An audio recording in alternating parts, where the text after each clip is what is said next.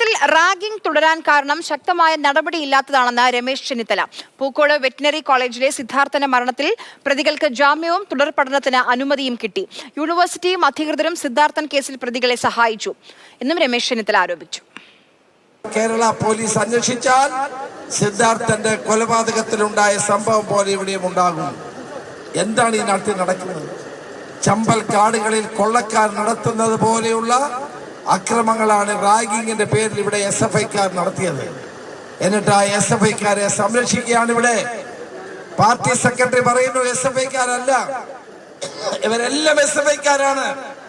ഇവിടെ പോലീസ് നിയമം അവർക്ക് അനുകൂലമാക്കി മാറ്റാൻ ശ്രമിക്കുകയാണ്. കുറ്റവാളികളെ സംരക്ഷിക്കാൻ ശ്രമിക്കുന്നു. ഇതുവരെ കസ്റ്റഡി വാങ്ങിയിട്ടില്ല. അതുകൊണ്ട് ഈ അന്വേഷണത്തിൽ ഞങ്ങൾക്ക് വിശ്വാസമില്ല.